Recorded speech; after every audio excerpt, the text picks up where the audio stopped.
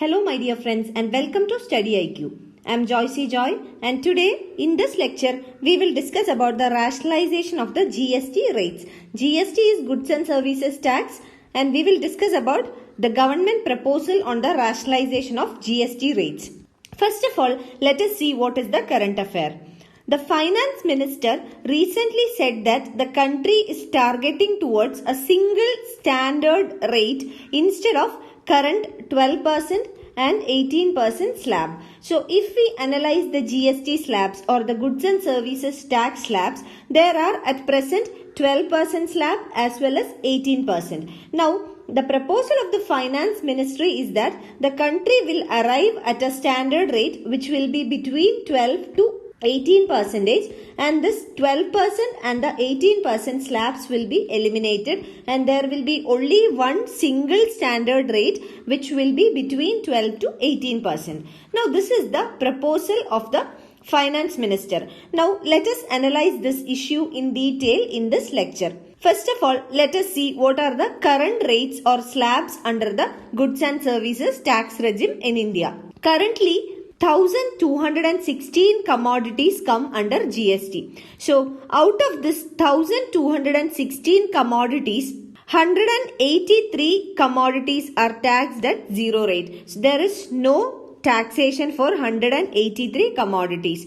And 308 commodities are taxed at 5%, 178 commodities are taxed at 12%, and 517 commodities are taxed at 18%. So this is the present GST tax slabs or the GST taxes for different commodities. Now, apart from all these tax slabs, 28 commodities which includes luxury goods, sin goods. For example, sin good for an example of sin good is cigarettes. So, sin goods, luxury commodities, auto parts, dishwashers, AC, air conditioners, cement, etc. They are taxed at 28%. So, apart from the 0%, 5%, 12% and 18%, there is also a 28% tax slab existing for all these commodities. They include luxury commodities, sin commodities, auto parts, dishwashers, air conditioners, cement, etc. And this is the highest slab under goods and services tax or the GST. So, this 28% is the highest among all the tax slabs. Now, this is the current tax slabs which are applicable for this 1216 goods which are included in the GST. Now, let us understand what are the proposals of the finance ministry. So, the first proposal is that the 28 tax slab will be phased out, and this will be phased out except for luxury goods or sin goods. We have seen that this 28% slab, which is the highest tax slab under the GST, is now applicable on luxury commodities, sin goods, auto parts, dishwashers, AC, cement, etc. But the finance ministry has proposed that this 28% slab, which is the highest tax slab, will be phased out except for luxury commodities and sin commodities. That means many commodities which are included under the 28% slab will come out of it. Now, the second proposal is that the country will eventually have a GST regime with slabs of only 0, 5% and the standard rate. And what is the standard rate? The 12% slab and the 18% slab will be eliminated or phased out, and instead of this 12% and 18%, a rate will be fixed between this 12 to 18%, which will be called as the standard rate. So, standard rate is a percentage of tax between 12% and 18%, and after this standard rate will be determined, this 12% and 18% slab will be removed. So, only 3 slabs will exist, 0, 5 and standard rate, and this 28% for luxury and sin goods. Another proposal of the ministry is to transfer cement into lower tax slab.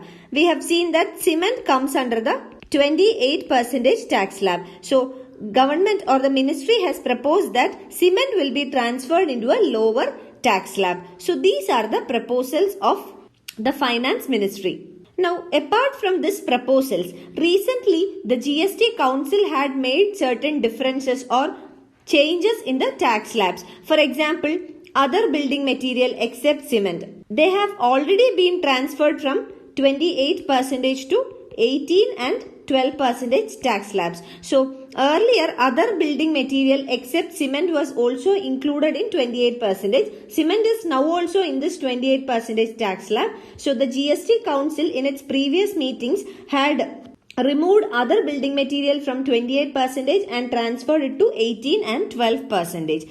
And also in the 31st GST Council meeting, which was held recently, the GST Council has cut rates on 23 goods and services. So a change was made to other 23 items also. And with these changes, after the 31st GST Council meeting, around 97.7% of the total 1211 items under the GST now fall under the tax slabs of 18% or below. That means only a small percentage of 2.3% comes under the tax slab of 18% or above. So all these changes had been already made by the GST Council, and apart from that, or on the top of that, the ministry has proposed all these changes also. Now let us understand what is the significance of these proposals made by the Finance Ministry. Before going on to the significance, let me make you understand a simple fact. Tax revenue is a major form of revenue for the government, and when the tax revenue increases or when the tax rates increases, the revenue of the government will also significantly increase. So for any government will aim to increase its tax revenue, thereby increase the overall revenue of the government. This can be done by increasing the tax rates or increasing the tax compliance. So government always tries to increase the tax revenue by increasing the rates or the compliance. Now earlier, in an effort to increase the revenue collections of the government had increased the GST tax rates, or government had kept the tax rates under the GST at a higher level. That is because the government wanted to increase the tax revenue of the government, thereby increase the overall revenue of the government. But this has led to over-taxation. But now government has changed its policy towards increasing the tax compliance. That means the number of taxpayers will increase, or the tax compliance should increase. So for that, now the government is planning to bring a standard rate, that is a rate between 12% and 18%, thereby eliminating these two tax slabs. One is 12% slab and the other one 18% slab. So this is the basic understanding you should have. Now coming to the significance. First of all, this will serve as a solution to the over-taxation by government. We have seen that by increasing the tax rates, government can significantly increase its tax revenue, thereby the overall revenue of the government. Now, with the standard rate of taxation, government will find a solution to over-taxation issue. And once over-taxation has been solved, this will increase the tax compliance. So tax compliance increases means the tax base of the government will increase. And once the tax base increases, the quantum of tax received will be more, and therefore the revenue of government will significantly improve. This will help both the business as well as the consumers. And finally, the benefit will be for the government as well, because the revenue collection will increase. Now, we have seen that the Finance Ministry has proposed to reduce the tax rates of cement. Cement is now under the 28% tax slab. So, if cement is moved out of this 28% slab and brought into a lower tax slab, what will happen? It will make an impact in the construction industry. Remember, construction industry is a very significant sector in the economy because it provides the highest employment rates. And those workers who are employed in the construction industry, a majority of them are unskilled workers. So, the construction industry serves as a means of livelihood for a majority of unskilled workers in the economy, thereby contributing towards economic growth, development, employment creation, and therefore poverty alleviation. So, construction industry plays a very important role in the economy in all this. So, boosting the construction industry will have a positive impact on the economy as a whole. And also this will be helpful in affordable housing program. Government has also announced its policy towards creating affordable housing in both urban areas and in rural areas, especially in urban areas due to increased rates of migration. So, affordable housing is getting attention from government as well as from other stakeholders because of increased rates of migration, especially in the urban areas. So, this proposal of the government will help significantly in affordable housing program of the government. Now let us also understand certain drawbacks in this issue. First one is regarding the council. GST council is the highest decision making body under the GST regime. So one criticism against the council is that there is lack of transparency in the decision making of the council, because we have seen that in the recent council meetings, the 31st GST council meeting was the latest one. So in all these council meetings,